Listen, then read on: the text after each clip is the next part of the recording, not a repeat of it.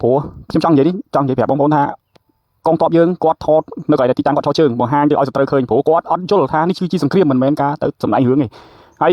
ក្មេងៗបាទគាត់ថតអីគាត់ចង់បានថាអំណោយហើយគាត់ដឹងថាអាយុជីវិតរបស់គាត់គឺនៅក្នុងវីដេអូឬក៏រូបភាពដែលគាត់ថតហ្នឹងទេគាត់ដឹងទេអញ្ចឹងសូមបងប្អូនមេត្តាឈប់ share ឬក៏កុំយកទៅផុសបន្តពិសេសបងប្អូនដែលធ្វើវីដេអូធ្វើ content អីកុំយកទៅផុសបន្តទៅលើរូបភាពឬក៏លៀនដ្ឋានដែលគាត់ថតបង្ហាញផុសនៅក្នុងប្រព័ន្ធ social media ឬក៏ TikTok Facebook បងប្អូនព្រោះក្នុងរយៈពេលម្សិលមិញថ្ងៃនេះស្លាប់គោដៅច្រើនគឺ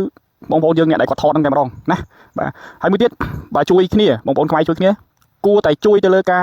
ចូលទៅក្នុង account Facebook របស់ថៃហើយ share ទៅលើទីតាំងឬក៏កន្លែងចោះជើងរបស់ទ័ពថៃដែលវាផុសមកឲ្យខ្មែរយើងឃើញវិញវាជារឿងប្រសើរណាខ្ញុំសុំប៉ុណ្ណឹងបាទព្រោះក្មេងៗទាំងអស់នោះគាត់អត់យល់ថាការធ្វើសង្គ្រាមអីអញ្ចឹងគាត់អត់ដឹងថាលឿនដ្ឋានគឺជាកន្លែងថែរក្សាជីវិតនិងជាទីកំបាំងហើយគាត់អត់ដឹងថាខ្លួនឯងនៅចាំវាយសត្រូវត្រូវឡើងមករកទីតាំងដើម្បីវាយយើងអញ្ចឹងពាក្យថាឡើងមករកវាអត់ស្រួលទេតែបើឡើងមកឲ្យចំតែម្ដងបានវាស្រួលអញ្ចឹងគាត់អត់យល់សោះគាត់អត់យល់ទេបាទអញ្ចឹងបងប្អូនជួយ share សម្លេងខ្ញុំចេញតិចហើយកុំព្យាយាមបន្ត share ទៅលើរូបភាពកងទ័ពរបស់យើងដែលគាត់ផុសហើយសម្រាប់ការក្មេងពេលខ្លះយើងនិយាយទៅវា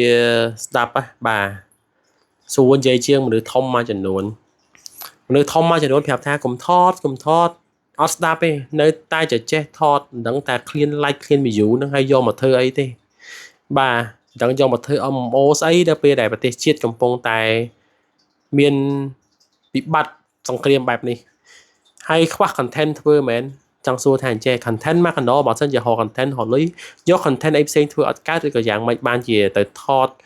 សភាវុធដែលដឹកជញ្ជូនបាទហើយយើងឃើញវាយាមលាក់ការសម្បើមព្រោះខ្លាចស្ត្រីចាប់បានទីតាំងធ្វើឲ្យមានបញ្ហាហើយនៅតែមានអ្នកថតនៅតែមានអ្នកអីចឹងតែពិបាកនិយាយគ្នាមែនតើបាទហើយបងប្អូនទាហានយើងក៏ខ្ញុំសន្ទុំពរដែរគឺយកល្អកុំថតកំឡាយ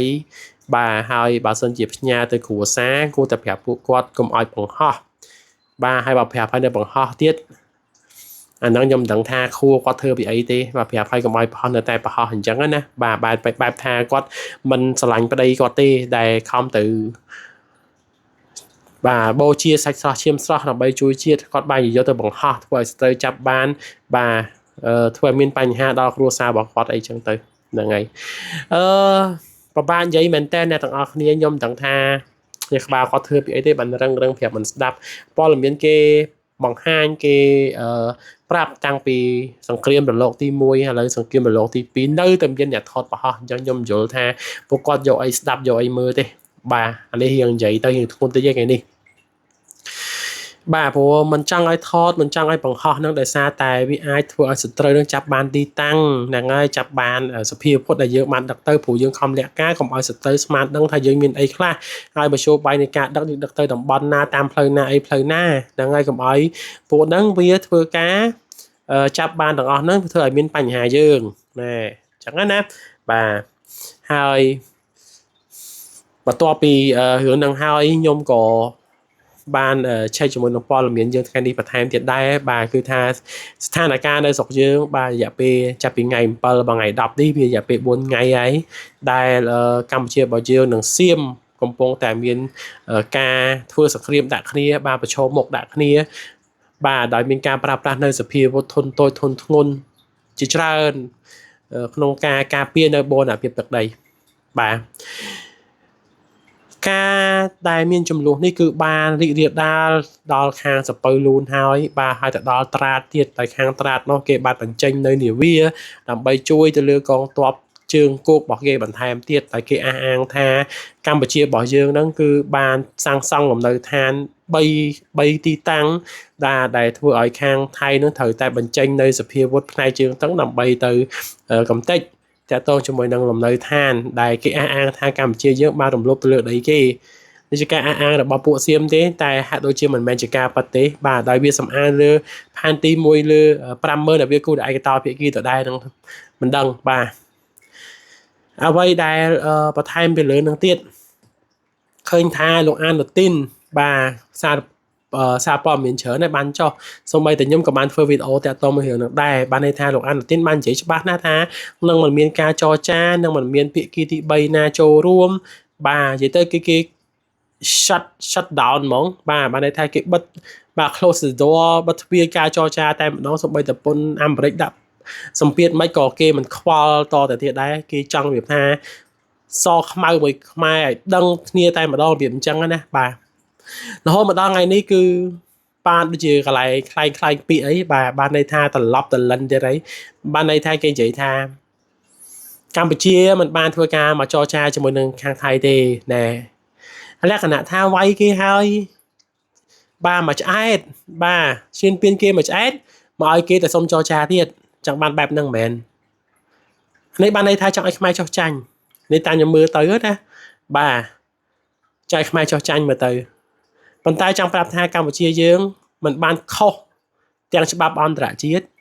មិនបានខុសទាំងកិច្ចព្រមព្រៀងសន្តិភាពមិនបានខុសសំបីតែបទឈប់បាញ់កម្ពុជាដើរតាមគន្លងច្បាប់អន្តរជាតិបាទទាំងអស់អត់មានចន្លោះមួយណាទេហើយការដែលកម្ពុជាបាញ់តបតទៅវិញគ្រាន់តែកម្ពុជាធ្វើការពារខ្លួនតែប៉ុណ្ណោះបាទចង់បញ្ជាក់អញ្ចឹងបាទព្រោះប្រថៃវាយមកយើងវាយទៅវិញបាទយើងនិយាយចេះមួយទៀតដែលវារឿងគួរតែសោកស្ដាយមែនតើគឺថាប្រាសាទព្រះវិហារយើងត្រូវបានពួកថៃនោះវាបាញ់កំទេចទៀតហើយតែលើកនេះគឺវាថតមុខថតអីចំតែម្ដងហ្នឹងហើយដែលយើងអាចទុករក្សាវីដេអូទាំងអស់នោះធ្វើជាផុសតាំងដើម្បីប្តឹងទៅតុលាការ ICJ និង ICC ពីថៃបាននៃការដែលពួកនឹងធ្វើនៅបទឧក្រិដ្ឋកម្មសង្គ្រាមនឹងឯងបាទព្រោះបើសិនជាបងប្អូននិយាយដល់វីដេអូថតចំណុចមួយនេះគឺខ្ញុំចង់ទាញចូលរឿងថតនឹងតិចទៀតបាទបើបងប្អូនចង់បកកែខាងថតបកកែខាងរឿងហ្នឹងណាបងប្អូនទៅចូលវីដេអូពីខាងថៃមកហើយបញ្ជូនមកឲ្យខាងកម្ពុជាយើងមកបានវាចំណេញណាបាទហ្នឹងគេហៅថា hero គេហៅថាវីរៈជនបាទអ្នកស្នេហាជាតិបើយើងយកវីដេអូខ្លួនឯងទៅបង្ហោះឲ្យសត្រូវដឹងហ្នឹងហៅជនបទជាតិហើយប៉ុន្តែបើយើងយកវីដេអូពីសត្រូវយកមកឲ្យខ្មែរយើងវិញបាទនឹងមកគេហៅថាវីរៈបរោះបាទព្រោះដើម្បីជួយទៅកាន់បងកងទ័ពយើងដើម្បីឲ្យ track ទៅលើអារ៉ូខេទីតាំងតែពួកថៃនៅវាមានកន្លែងណាខ្លះបាទធ្វើអញ្ចឹងមកហើយវីដេអូដែលពួកនឹងបង្ហោះអីប្រហែលប្រមូលមកអស់មកបងប្អូនយើងដែលមានបាក់ VPN ដែលមានបណ្ដាញសង្គមថៃបាទហ្នឹងហើយគឺប្រមូលមកអស់មកវីដេអូដែលវាថតជាមួយនឹងការដឹកជញ្ជូនសភាវុធកងទ័ពពីនៅតាមមានដ្ឋានហ្នឹងគឺប្រមូលមកអស់មកបាទធ្វើអញ្ចឹងមកកម្ពុជាយើងនឹងមានភាពរត់តែខ្លាំងទៀតបាទសង្ឃឹមថា